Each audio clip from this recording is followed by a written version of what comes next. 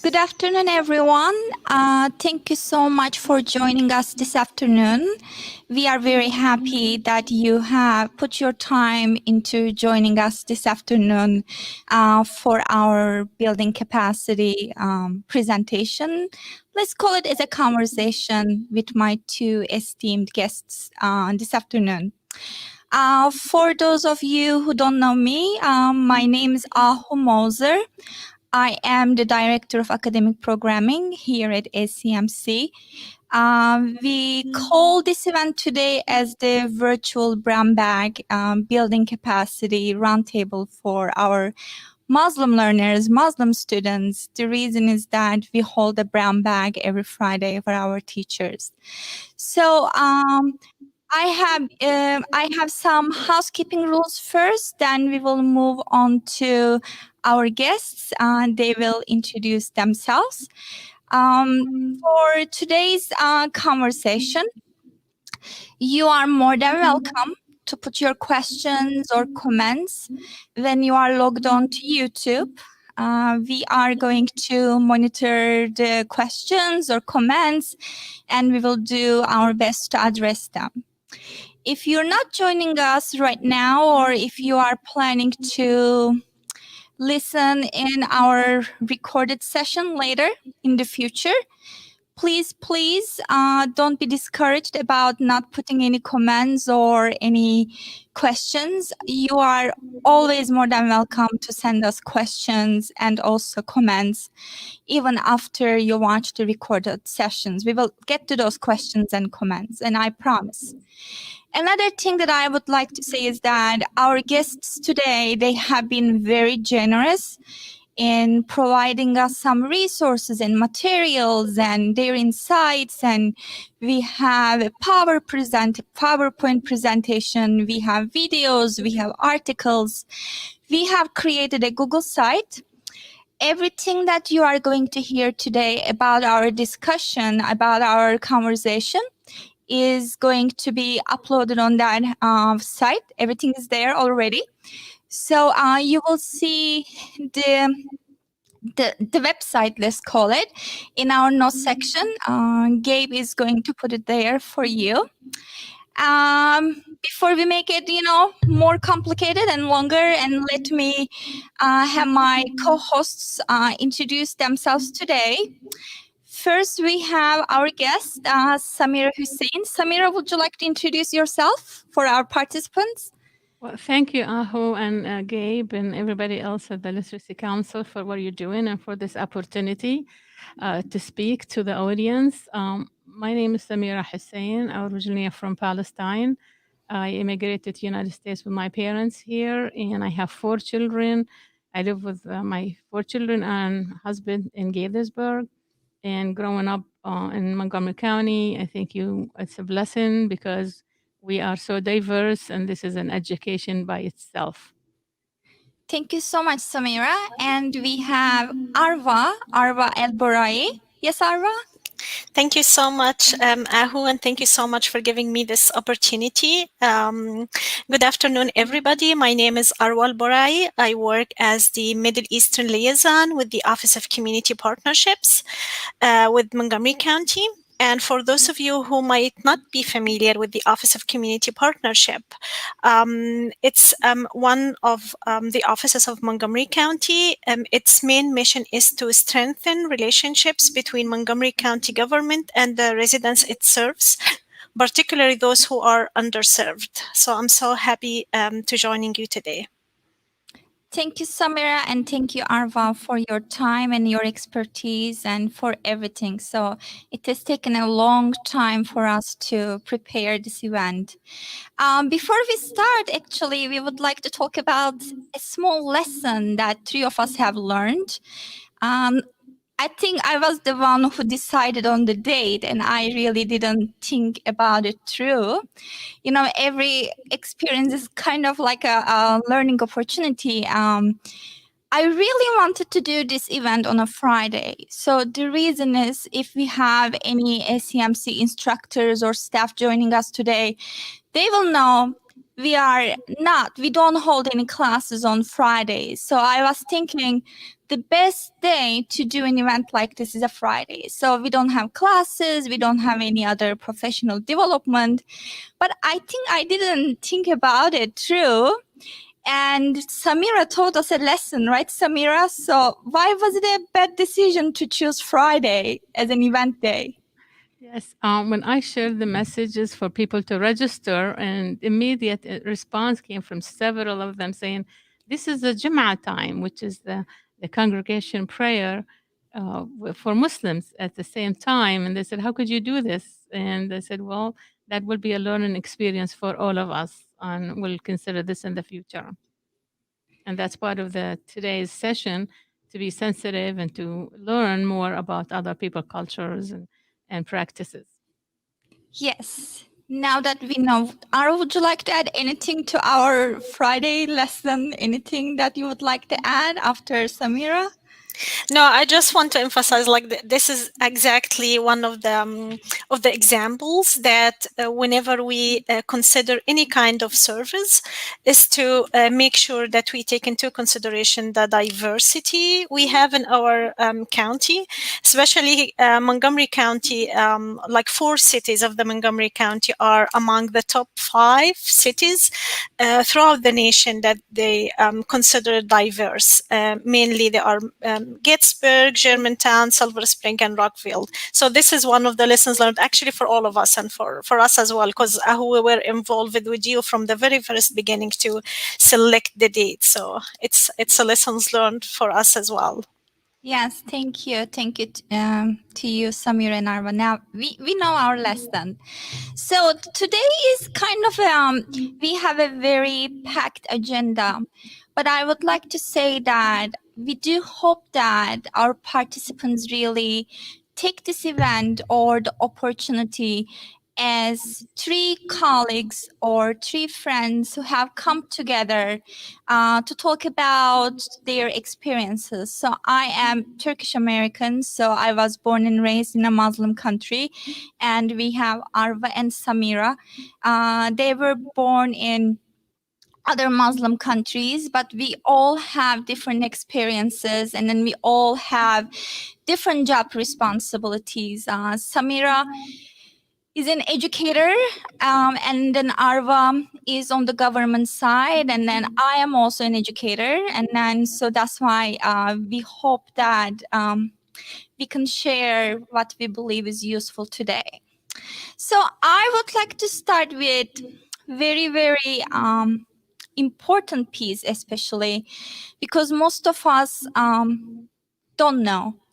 I would like to start with Samira about Islam. So what people know about Islam in a very quick, detailed, kind of a quick and detailed explanation from Samira. Samira is going to give us some information about 5 important pillars of Islam. Yes, Samira?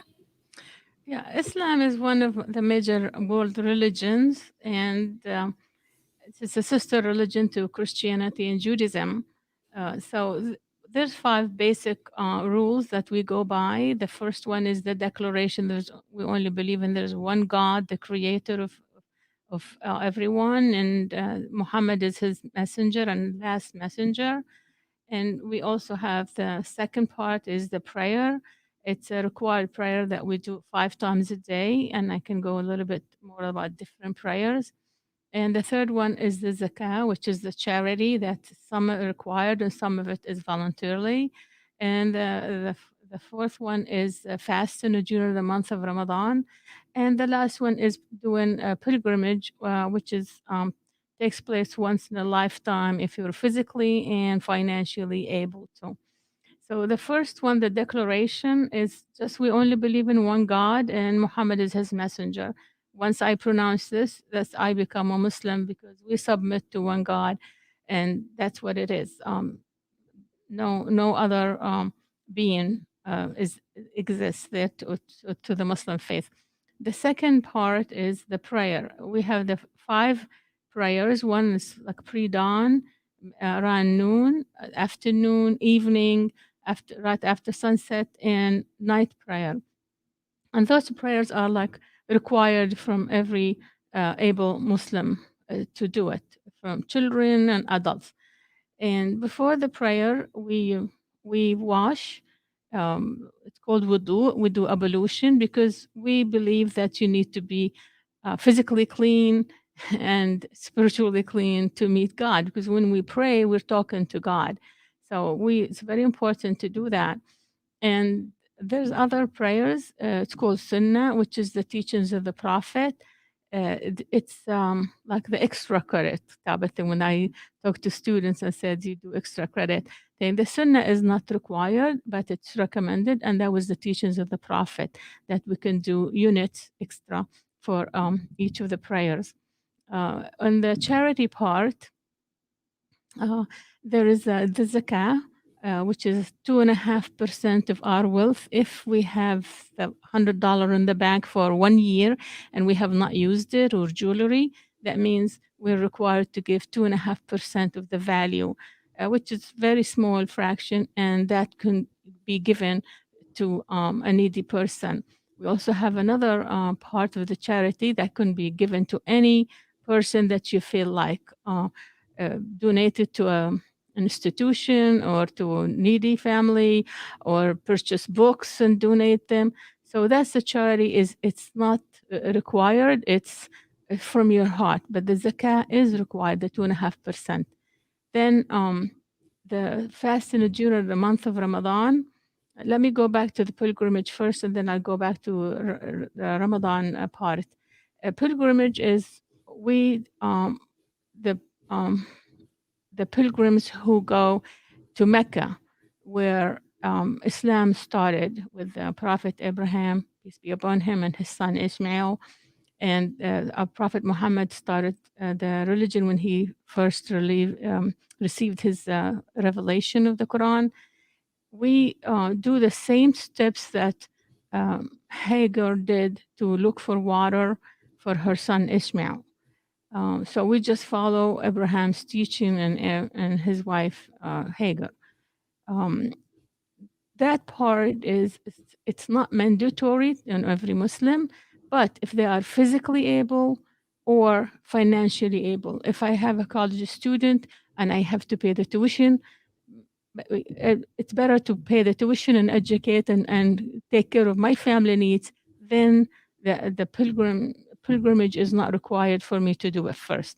So now I want to go back to the Ramadan part. Ramadan, the significance of Ramadan is because the Quran was revealed for the first time from God through the angel Gabriel during the last 10 days of Ramadan. So we don't know exact date. That's why we go, it was an odd number day, the 21st, 23rd, and so forth. But most people probably will just go and celebrate the 27th because that's when the cycle of the Quran is finished. And they like to celebrate because the Eid, the end of Ramadan, will be like 2 days later. During the Ramadan, we get up early for the early meal, and we eat, and we are encouraged to at least drink water, eat a date or anything just to go in our system. And the only thing really we skip is just the lunch part. The evening one we break after the sun sets. And the best part about it is that puts the community together. You know, I mean, we all live in, different countries away from our families. So the Islamic centers, they offer the breaking the fast meals when all the families get together there. There's a nightly prayer after we break the fast, and in each night, 1/30 of the Quran will be read. So by the 30th day, the Quran will be completed and recited. So that's called Taraweeh prayer, which is Taraweeh means we do units and we rest. We do 2 units and rest because the Imam, the prayer leader, will be reading long chapters of the Quran to target that night, the 1/30th, to be completed. If I don't give charity, this is another charity that I'm talking about. It's a Ramadan charity. It's called Zakat al-Fitr. That means my fast was just hunger. I fast because I want to renew my faith, connect with my creator, but also I have to sympathize, empathize with those who are less fortunate, than the ones who cannot afford eating, for the ones who are not able to fast, but also I have to give charity. Like here, we'll say about equivalent to maybe $10 of a meal to feed a needy person a day if I don't fast because I have illness. And let's say for a diabetic person, they're not going to be cured by the end of Ramadan to repeat or make up the days that they miss. We instead we feed one person, needy person a day, and that's maybe $10, $20, whatever the person can afford. This in return. Now, for a pregnant woman, nursing woman, children, they're not required to fast, but if they are able to make it up after Ramadan, they can. If not, they still can feed the person. Um, After the, by the end of Ramadan, we're supposed to give that charity, like cash money or whatever you think, to somebody who cannot afford buying clothes or buying food or right thing to their family. So we share that part. Uh, that's what really completes the Ramadan and the fast. It's not just fasting from food. We also have to fast from using foul language, hitting, backbiting. This is like a 30 days of a discipline, but actually it's supposed to be all year round. But the first the 30 days that gives us really a good discipline period of our time to renew our faith and realize how the much good that we can do without thinking of any negative things. We're human beings. We get upset because somebody cut us off in the street and everything. So that's the time we have to control ourselves and control our anger and just think of what the blessings that we have during that Ramadan. And I wish we all wish to continue the whole entire year about that. Thank you, Samira. This is really in good detail that you have highlighted the pillars of Ramadan. Thank you so much, and all this information that Samira has shared, and you can find all that information in our event site. Now, I would suggest let's move on to some of the misconceptions or some of the stereotyping that our students, the Muslim students, face. So the idea when we came up about this event today, we serve adult students, and then we have Muslim population, we have Muslim students in our classes. Although the classroom atmosphere has changed since the pandemic, we have been offering our classes virtually. We have Muslim students, and so the idea came up, how can we support our Muslim learners, even if the percentage is not that high. So we really have Muslim students, and how can we acknowledge them? So in every culture and in every religion, we know that there are misconceptions about specific groups. There are some stereotyping, and that these things are caused by different things. Sometimes we are not really educated about those things, and then we really tend to do stereotyping, or we have misconceptions because we have never had any opportunities. Now, thinking about our adult learners, whether they are English language learners or whether they are in adult basic education or adult secondary education, whatever capacity that we are serving our learners now, what are some of the stereotypes, or what are some of the stereotypes, or let's maybe combine them together, misconceptions and the stereotyping that surround our Muslim learners? I think we could have so many of them, because there are so many of them. There are a lot of them that I can say from my experience as well, not towards me, but something that I have seen. what is the first misconception or the stereotyping that comes to mind for you, Arwa? And then I can join too. So, Yeah, I would say like two main, very prominent misconception I always experience with different people. The first one is related to women's right in general, because whenever a Muslim woman wearing a scarf or hijab, any people, they think that this woman is obliged or pressured by her family and by the community to wear hijab. This is in some instances are correct, but in most of the cases, Muslim women who wear hijab or the scarf they are totally convinced that this is what they wanted to wear and this is what they want to look like. So this is one of the misconception, that women always are pressured by their families and communities to act and wear certain clothes and also act certain way. And maybe Samira, because you're wearing hijab, maybe you can also have your input on this one. And the second misconception, I'll be very quick, is always Muslim people or Muslim community are somehow connected to the political atmosphere related to terrorism and violence. So whenever there is a Muslim people, you feel that some people or some of them, community around them, they immediately take a stand of a precaution against that person, and they think that this person or this like family, Muslim family, might be very violent or they are related somehow to terrorist group.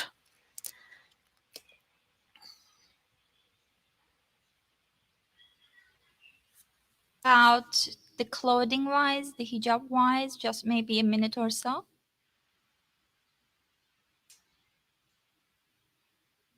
I wore my thobe today because this is the part of the clothing that any student would walk into the classroom and, everybody in the classroom are immigrants, right? And some of them, they still keep their traditional clothing on. That's why I wear my thobe today. This is an embroidery dress that's common where I come from. And I want the teachers to maybe ask the student, what is this called? How like embroidery takes weeks or maybe months to make that one dress. Maybe we can buy 5 different suits here or dresses for the price of one thobe. So this is part of, I would think the teacher can ask the student directly, what is it called? And other people maybe will have the opportunity. As for the hijab, I have come across, of course, discrimination, and people say, take that handkerchief off your hair. You have a beautiful hair.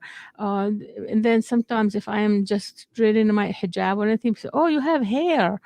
And many instances, will I be speaking, people will look at my hijab. They didn't hear a thing I said because they were trying just to look how my hijab is put on or whatever. So the hijab to me, it's my identity, it's my protection, it's my safety.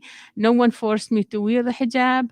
Um, I, I feel kind of just like one speaker called it. It's like the icing on the cake. That's what a hijab is. I love your hijab. It looks so pretty, especially the colors on and very nice bright colors. Thank you. If I may add one more thing is that about the misconceptions is that, oftentimes that I do hear people talking about all Muslims are from the Middle East.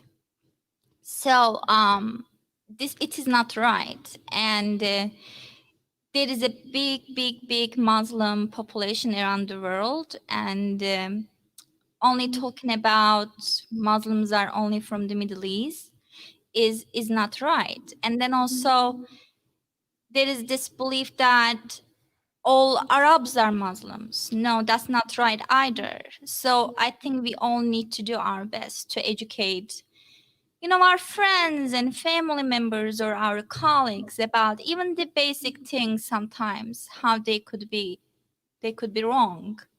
Do you guys want to add any other misconceptions? Arva or Samira? Middle East is a term the British created. I don't know what it means, but it's just a location in the map, like one teacher said it. Um, there are several countries, several languages, several cultures, histories, uh, religions. I don't know what puts us in common. It's probably just the location, nothing else. Arab countries, there are 22 Arab countries. Some are in Asia, some are in North Africa or Africa. And we have all kinds of religions. Maybe the majority is Islam in that region, but Christianity is just as big because I was born in Palestine and we have um, whole cities and towns just all Christians. So we're not strange to any of this. In Montgomery County, I believe we have about 100,000 Muslims live just in Montgomery County alone. This is a great number. I mean, don't quote me on this number because that's what I heard. I mean, there's no statistics because we don't classify by religion. So when we are summed up as all Middle East or Muslims or Middle East or Arabs, that's not true. Please just do a little more investigation in that one. We have about mm, uh, the largest number of Muslims in America are African American Muslims. So they're not from the Middle East; they're from here. Yeah, thank you, Samira. I actually had a short conversation with Arva before our event, and I was asking her, Arva, you work with the Office of Community Partnerships. Would you like to share with us some data about the Muslim population in Montgomery County? And she was explaining me about the census, right, Arva? Yes, and this is one of the great thing about the United States in general, because like one of the main values that govern this country is there is no discrimination whatsoever about any on the basis of on any grounds, including religion. So one of the if we wanted to look at certain data related to religion, for instance, we cannot find that in the census statistics, because in the census document there is no question about religion. But this is also one of them, like how is this connected to Islamic value? This is exactly one of the main foundations for Islam, is there is no discrimination whatsoever on any ground. And this is one of the main things that every Muslim people, and also one of, I think, of the main misconception about Islam in general is what's your value. It is not Islam is a very tolerant religion, accepting all other religions. We believe in different religions as well, and we accept people the way they are, and we don't discriminate whatsoever on any like based on any ground, including religion, by the way. So I think maybe one of them, whenever we wanted to know maybe some of the data or statistics, I would say the best approach is to communicate with different Muslim and mosques and other religious institutions, basically Muslim or Islamic religious institutions, to learn more about the number of like people who are maybe members of that organization. Thank you, Arva. We are going to move on to the teacher's implicit bias and also how we can be more culturally sensitive towards our Muslim students. But I do see a question on the screen, and we have a participant who is asking, and then the question goes to Arva and Samira, and then I will do my best to answer too. While in an adult ESL class, is it okay if I ask my female students, female Muslim students, I believe, to interact with men to practice English? I actually got in trouble one time with the student's husband for doing so. So Samira, would you like to go ahead first? Very short, very... In Islam, a male and a female, if they're strange together, it's not recommended to be in a secluded private area. If there is a need, if an office, the door has to be open. But if there is any other person in the room, three, it's fine. But a male and female, it's not really recommended because it's not just because the husband may be jealous or anything. It's Islamically not recommended. Thank you, Samira. Arva, any additions to what Yeah, Samira said? of course. Yeah. Well, I would say like it's basically like you can ask the question. It's a because it's a personal preference. In addition to what Zamira said, this is also because we came to this community which is very diverse and there is different values and different practice and norms and tradition in the United States. So some Muslim people who already came here or were raised here, they have this combination, like they are in the middle ground between Islamic and the American culture. So I would say it's a personal preference. Like you may ask each of your like female students personally or in the group, like who prefer this and who prefer that, which is like it will be always my choice to either interact with my male colleagues privately, or I mean in a smaller group or in a bigger group. Thank you, Arva. And we have one question here from Barin. It says, what advice do you have for Muslims who often feel burdened by the responsibility to educate non-Muslims about your religion and the biases you face? As far as I'm concerned, I think for me, the key is the person asking me, does the person really want to know, truly want to know, or is the person really trying to scrutinize me? I think I have to get that feeling first. But if I feel that that person is really seriously inquiring about my faith, I cannot talk about for all the Muslims. I'm not their representative or speaker. I could just talk about my own experiences because, we differ a lot from region to region and country to country. Yes, I was born and raised in Turkey. I was born and raised in a Muslim family, but I don't wear hijab, or the way I observe might be different from some other Muslim observes. So that's what I think. Samira, any ideas? Communication is always the key. I appreciate if somebody comes and asks me a question because I want to answer the proper way that I think it should be answered. It's better than going to somebody else and ask them, why is she weird in this? Why is she speaking like that? It's better, please just come forward and ask the person themselves. It depends on the question. It depends, some people are knowledgeable about certain things. Definitely, I'm not scholar about about religion, but I can answer you the best way that I can. Or if you need more information, I'll be more than happy to get you in touch with somebody else who could answer the questions. I think it's face to face and be honest, and to come forward and ask the person itself will be the best Thank you. best way. Yes.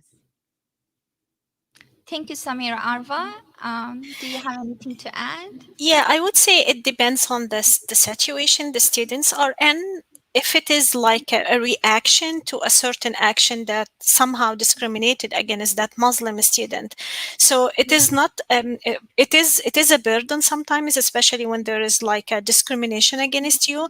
But I would say each individual in the society, whether they are Muslim or non-Muslim, they have their individual responsibility to be open to the other people, and also to because this is part of our community in Montgomery County. It's a diverse community, so that's why there is always an open channel to educate, or at least to open, to learn, to tell people about your culture and also receive other culture. So if the situation is a reaction to certain action, then definitely it would be good. I mean, it's advisable that students tell people about their culture.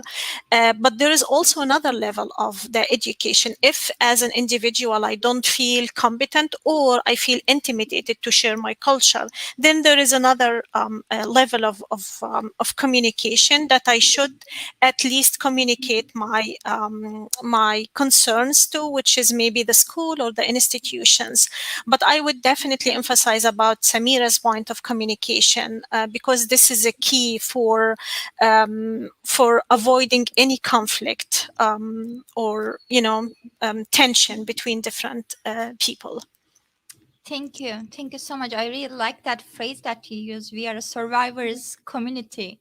It really relates to me and to, students and the community. So I see one question, but we will come to that question in a couple of minutes.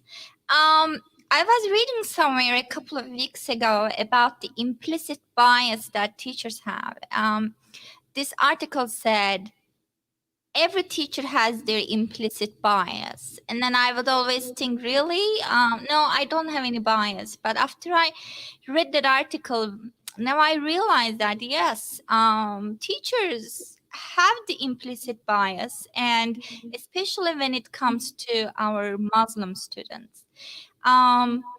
Samira was very generous. We were talking last week about some of the implicit bias examples that she has faced with the Muslim students where she works. We will just talk about a couple of them, and then we will just make some suggestions. Then we will also talk about a little bit about Gilchrist. So, what kind of biases do you see, Samira, from the teachers towards Muslim students? Oh, as a mother of 4 children, yes, we have faced a lot of discrimination, and yes, from teachers. It's just given the misinformation, and I'm glad that my children are very well, aware of their surroundings, and we read a lot, and we attend the Islamic centers. When they asked the teachers, this is not the way it is, and there was a reaction. Actually, my family suffered continuous 12 to 15 years nonstop hate, violence, and discrimination, and damage property, and and people put the swastikas in my car. My car was vandalized 7 times, and my husband's car, my son's car, our home, broken windows, everything, only because people misjudge you. They never bothered to come and ask us why we're in these clothes, or what we're saying, where we're from.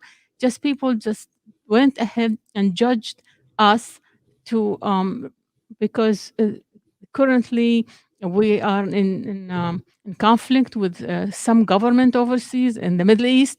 So my family was hit very hard. Now, for adult students, I want to just give an example. I'm glad you didn't teach on Fridays, because one mom used to come and she would go and do her ablution, because after she picks up her child, she goes to the mosque. So the teacher, she said, this mom always go to the bathroom. She always looks like she's taking a shower there.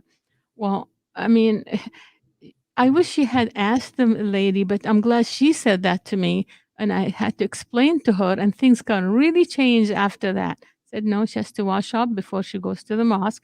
So and that kind of clear for again, asking the question. Please always ask the question. Then you get the answer, and if you don't get the satisfactory answer, then we'll go further than that. There's other negative situations, but only I always just say because lack of knowledge. I don't want to say ignorance. Yes, I am ignorant about a lot of people cultures, and when I face the hate crimes and discrimination, because I realize people don't understand our culture, so I made the commitment to educate, and that's how the path I went through. Yes, I work for MCPS, but I'm not representing Montgomery County Public Schools here today. I'm presenting myself as a parent, as an advocate for for the civil rights, human rights, for anybody who doesn't have a voice or don't know where to go. I have, because I share the experience that I faced, and I thought education and communication is really the key successful for any relationship. Thank you, Samira. I will ask Arba, but I can add that, you know, even the little things could become some problems for the teachers. I mean, why is there that kind of bias from the teachers? Maybe the teacher gets offended by the last name of a student. I think Samira and I were talking about it. Something about the last name that ticks that, teacher, and then the teacher feels very uncomfortable. The learning environments have changed. Yes, we have very mixed classes. We have male, females, or non-binary, whatever you call it. But the thing is that, during the maybe online learning, maybe some of our Muslim female students maybe do not want to turn their cameras on, but still sometimes the teachers are really like they are pushing it, turn it on, turn it on, turn it on. Or as Samira was talking at the beginning about Ramadan time, like when it is time to break the fast, like if you are teaching in evening class, 8 o'clock, 8:30, if it is dinner time for the student to break the fast, do not make the student to join the conversation, and then give them some breathing room. So there are so many things that I think we don't know as teachers. There are little things that could really make the big difference for our Muslim students, for them to feel really welcome and appreciated. Arva, do you have anything to add? Yeah, I like, in addition to what you both said, I would say teachers and also all of us, like I myself, we are a product of our culture, of our own culture. The daily information we get from different outlets, whether it's TV, radio, or our friends, or our interests. We are a product of those information that we get all the time.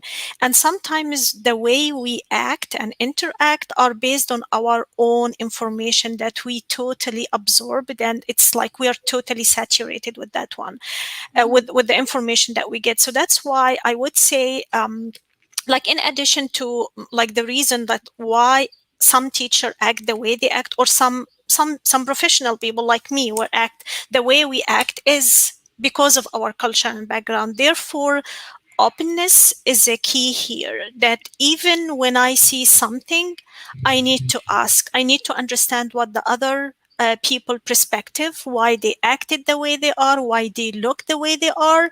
And then when I understand, it will mitigate so many stuff, and will also we will avoid so many miscommunication that might happen in the education environment, or also in different professionals. So this is, I think, the way, the main principle here is that everybody, including teachers specifically, because they deal with the students who sometimes are vulnerable, or because if they are young, they might not be able to speak up their mind. So they need the environment should be like there is a school or a diverse environment, and everybody is different.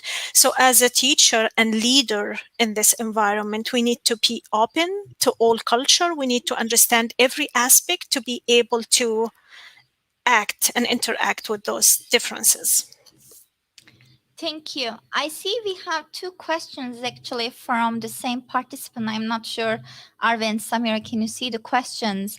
I believe the first question was in a K12 environment, how can we start that discussion? How would you approach speaking to K12 students about the Islamic faith and addressing stereotypes? And then this also applies to adult education classroom as well. Samira, any suggestions for that? Sure. Well, I am as I said, I'm a parent of 4 children. When my children used to bring some kind of activities and paperwork, and I would look at them and I said, let's do this, and I presented to the teacher. I mean, it took a long time because I wasn't experienced. I didn't understand the system here, not growing up here. But I found that it's just because they don't know. Um, I think in Montgomery County, we have come a long, long way. We have teachers who take a course. It's a required course. I think it used to be called ethnic, ethnic cultures in American society. It's required for like newcoming teachers, and Arab culture and Islamic religion was added to all the other cultures. And those teachers, they attend this 45 hours course. And one of them, I will be speaking there next week. I do the training for them. And we hold the part when they study about Islam. We go to the mosque, they come and we take them for a tour and we talk about that. Then like back when my kids were in school and still going, and I'm very proud to be part of that one. I started something to for Ramadan celebrations for Montgomery County teachers, and then we extended to educators because the counselors want to come, but they say I'm not a teacher. So, and then we also did it for public officials. So we invite the teachers to come. In the invitation, we say if you can skip lunch or you want to fast, so they can feel how the students are feeling and how the Muslim families are who's fasting. And they come and they watch us how we break the fast, how we go and pray, and then come back. And that's the best experience. And I always brought students to talk and their teacher there so they understand. You can schedule tests, you can schedule whatever you want, but as long as like maybe early hours, not in the afternoon, because lunchtime anybody will be hungry and tired or sleepy. So this just very very little sensitive points that the teacher, if she learns how to do it, anybody will be comfortable and happy.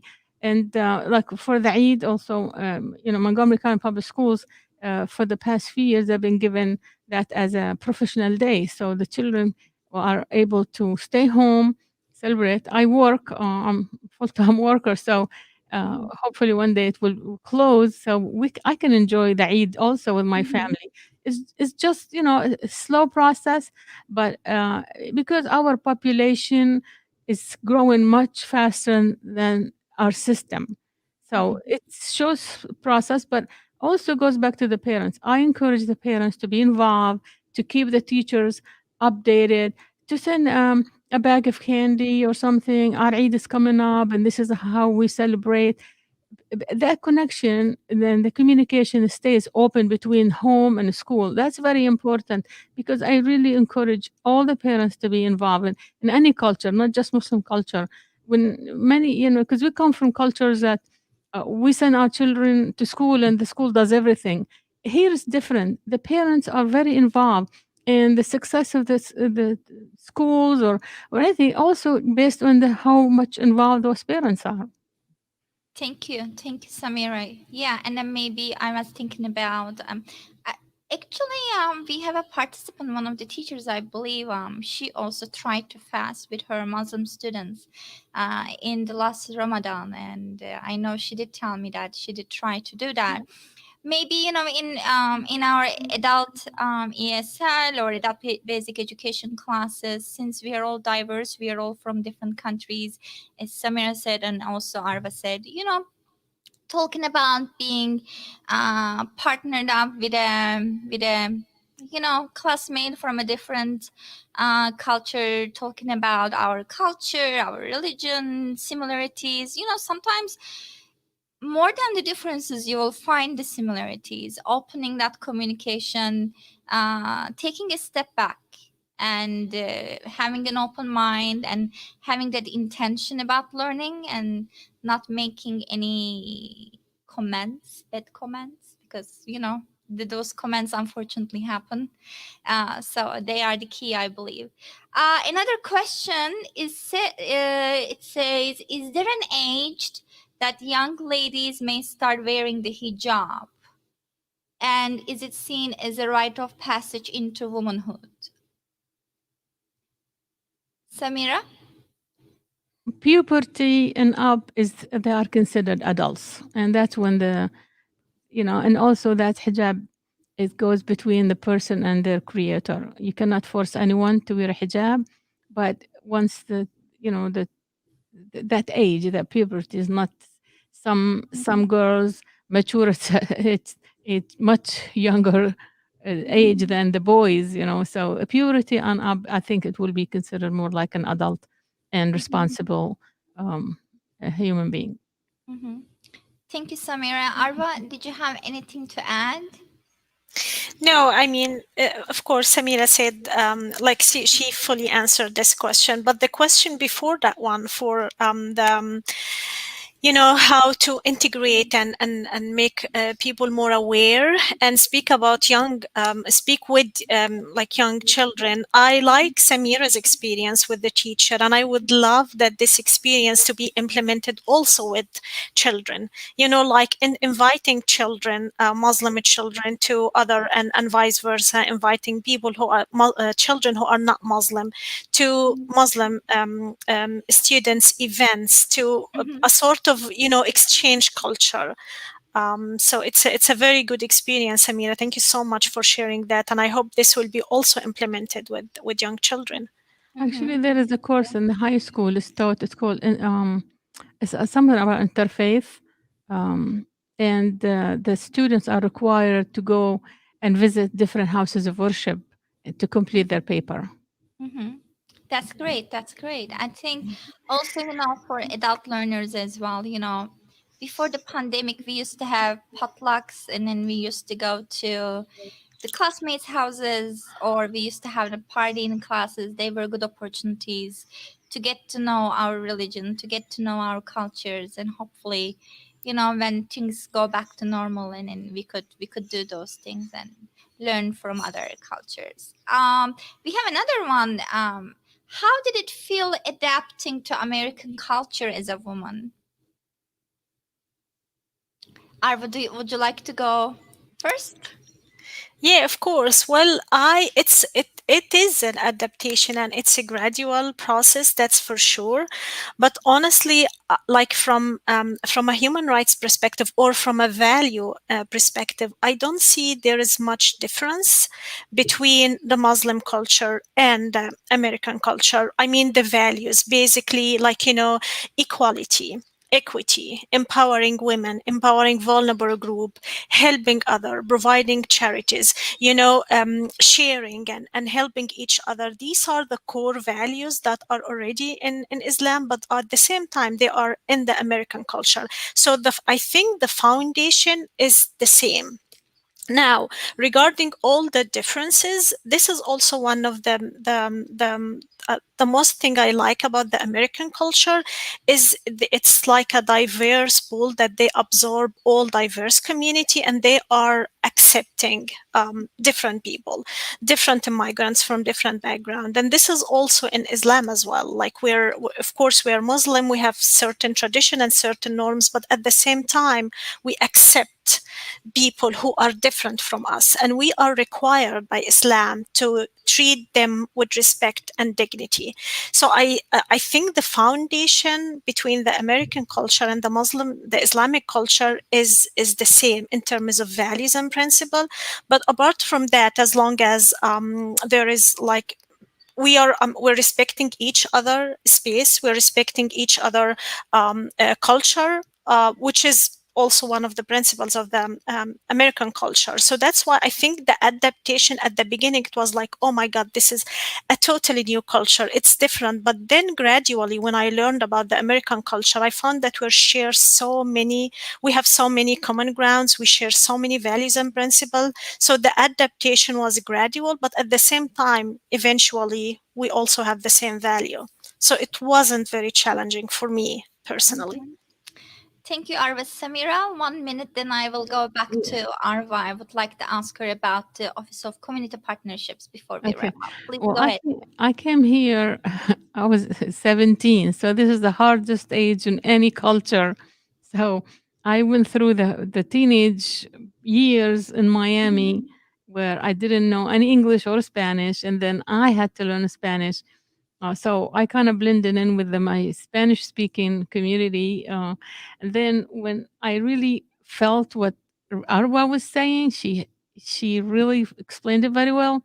When I became a mother, when I have children, and then I have to go out and seek and learn more. And that's when I was fascinated about how much people are caring. Even if they don't agree with you, they still respect your opinion. They still value your time and value and they will show it to you that how much value your time is, being there in the school or helping in an event or anything. So I carried this in my heart from the very first time when I became a mother and became involved in the schools. I will never forget that, and I want to thank those people who really helped me see the true American culture and the values that we live in. And I love living here. I've been here for like almost 50 years. Thank you, Samira. Thank you so much. I think we could be online and talk about this hours and hours answering all those questions, right? It could take maybe days for us to talk about this and answer those questions. I would like to circle back to Arva before we wrap it up for today. Arva is with the Office of Community Partnerships with the Montgomery County government. In your role, Arva, how do you support the Muslim community in Montgomery County? Or also, in addition to your support, with what problems or issues the community comes to you? Sure. Well, the way the Office of Community Partnerships operate and communicate with the community, like mainly through advisory group. And the advisory group are appointed by the county executive based on their active or activity and leadership in the community. And we have different advisory groups for different community: Asian advisory group, African, Caribbean, and the Middle Eastern advisory group, one of them. And the Middle Eastern advisory group is it's a large, as you said, like it's a geographic, Samira, as you said, it's a geographic classification, but still Muslim community is part of the Middle Eastern community. So the way we interact and make sure that we are up to date about all the concerns and the update of the community is through different channels. Among them is the advisory group. So the advisory group is, as I said, it's a group of volunteer people who are already prominent community leaders in their own community. They communicate with at the grassroots level with different community members. They tell us constantly communicate to us about the concerns in the community, about any issue that need our immediate attention or like long-term attention, including some of them stuff related to discrimination. And my role as a liaison, if the Office of Community Partnership can deal with certain issues, for instance, organizing community conversation about certain topics that aim to educate people about certain stuff. So we immediately do this in partnership with different organizations. However, if there is something that is not directly or under the domain of the Office of Community Partnership, my role is to direct those people and those community members to the other county department that can help them. And one of them I just want to highlight here is the Human Rights Office within the community, within the county, Montgomery County. The Human Rights Office is concerned about anything related to discrimination or hate crimes. So if any of you or any of your people from your network experiences any kind of discrimination, I encourage you to communicate with the Human Rights Office. There are very skilled people and experienced people there. Our colleagues work there, and they can definitely help you and either provide direct help or at least refer you to other government institutions who can help you addressing your issue. Thank you, Arwa. Thank you so much. And I'm wondering if we have any more questions. Maybe we could answer one more if we have any, but it's okay if we don't have one. Okay, so we have one last question. What can members of the community do to help Muslims feel safer and more supported in speaking out about the biases you face as individuals and as a community? Samira? Yeah, we have organizations like the Council on American Islamic Relations. We have American Muslims Palestine. We also have Arab American Anti-Discrimination Committee, the Arab American Institute. We're very fortunate to live in the Washington suburbs because all these organizations are based here, and some of them have the branches. We also have our local. We have about 10 to 12 mosques or Islamic centers in Montgomery County alone. So they can reach out to any of the mosque, and we'll be more than happy to make arrangements for any necessary event or anything that they, whoever wants to learn more or ask a question, will be there, and they can get my information through you, Aho. Sure. Thank you, Samira, so much. Arwa, anything to add? All good? Yeah, of course. I just wanted to add that we in the Office of Community Partnership are more than like open and welcome any ideas for having community conversations or educational workshops or session about any community concerns. So if you feel that you have like good ideas on how to reach out or how to educate your community about certain stuff related to Muslim or cultural exchange or diversity, please feel free to communicate with us, and we will be more than happy to have a conversation with you and start doing certain activities that will enable our community members to be more educated about certain stuff. Thank you so much, Arwa. This is the end of our event.